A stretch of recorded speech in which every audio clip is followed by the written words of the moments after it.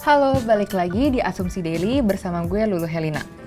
Teman-teman, jadi gue barusan aja baca, kalau tahu gak sih Presiden Joko Widodo ini baru aja menandatangani peraturan pemerintah nomor 70 tahun 2020 tentang hukuman kebiri kimia untuk pelaku kekerasan seksual, pencabulan maupun tindakan ancaman kekerasan seksual terhadap anak. Langkah Pak Jokowi ini mendapat kritik dari banyak pihak seperti Ikatan Dokter Indonesia, Institute for Criminal Justice Reform, dan juga Komnas Perempuan. Mereka menilai bahwa hukuman tersebut tidak sepenuhnya efektif untuk mencegah kekerasan seksual.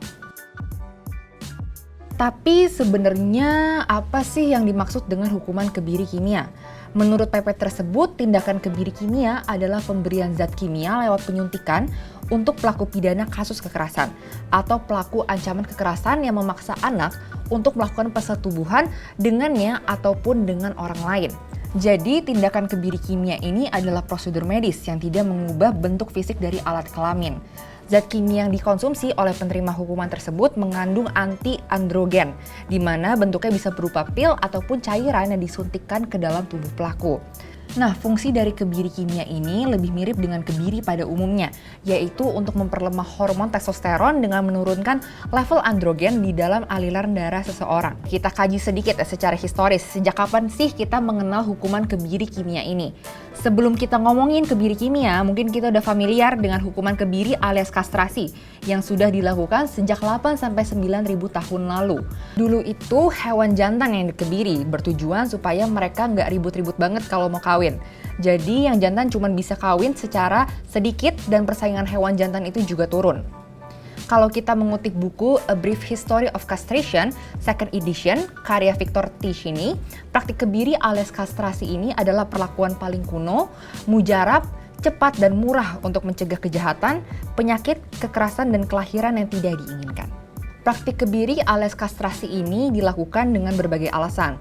Bisa jadi karena alasan religius, sebagai hukuman kasus kejahatan, dan juga urusan vokal dalam bermusik. Kalau di Amerika Serikat sendiri, sekitar abad 18 dan 19, seseorang bernama Dr. Harry Sharp mengebiri hampir 200 tahanan dengan bertujuan mengurangi kemungkinan bahwa mereka akan melakukan kejahatan kekerasan seksual lagi.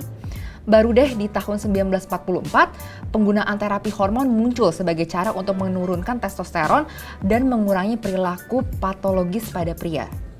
Tapi apa yang sebenarnya akan terjadi kepada orang yang telah dikebiri secara kimia? Jadi, kebiri kimia ini bisa merugikan kesehatan jangka panjang atau bahkan berakhir pada kematian.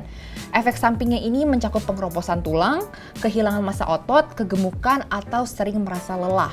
Selain itu, efek kebiri kimia ini cuma 6 bulan aja. Kalau nggak ada komplikasi, organ seksual akan berfungsi kembali seperti pada biasanya. Mengingat bahwa efek dari kebiri kimia ini cuma 6 bulan, kita jadi bertanya-tanya sebenarnya apakah kebiri kimia ini merupakan hukuman yang efektif. Nah, kalau menurut pakar psikologi Unair yaitu Margareta, beliau mengatakan bahwa hukuman maksimum baik seumur hidup maupun kebiri kimia ini belum cukup untuk menyelesaikan persoalan yang dimiliki oleh pelaku. Karena pada dasarnya perilaku kejahatan seks itu adalah penyimpangan, di mana Margareta juga berpendapat bahwa pelaku kejahatan seksual tetap beresiko untuk melakukan perbuatannya lagi. Komnas Perempuan juga melihat bahwa kekerasan seksual ini bukan hanya karena libido atau hormon saja yang perlu untuk dipuaskan. Kekerasan seksual itu adalah bentuk penaklukan ekspresi maskulinitas ya, untuk menunjukkan kekuasaan, juga melampiaskan kemarahan atau dendam.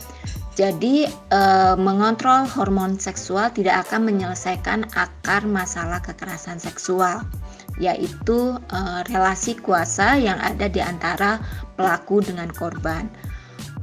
Tapi ngomong-ngomong, kalau kita bicara tentang peraturan pemerintah ya, pasti nggak akan lepas dari narasi tentang anggaran.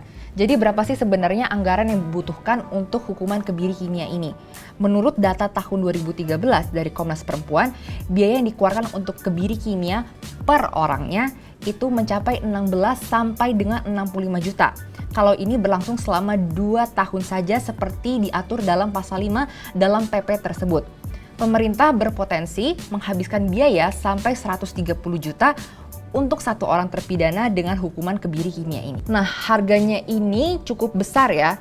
Jadi, kalau sebenarnya anggaran untuk menghukum pelaku pidana kekerasan seksual aja bisa sebesar ini, gimana sih nasib korban? Menurut Komnas Perempuan dan Institute of Criminal Justice Reform, nasib korban kekerasan seksual masih belum mendapat perhatian penuh. Misalnya, biaya visum untuk membuktikan kasus kekerasan seksual ini masih belum ditanggung oleh pemerintah daerah. Selain itu, biaya pengobatan dan juga konseling seperti pemulihan korban secara emosional juga masih luput dari perhatian pemerintah. Nah, kalau kayak gini duduk perkaranya, siapa sih yang harus jadi prioritas pemerintah dalam menyelesaikan kasus kekerasan seksual? Apakah pelaku atau korban? Yuk kita coba diskusi dan jangan lupa untuk tinggalkan jawaban kamu di kolom komentar ya.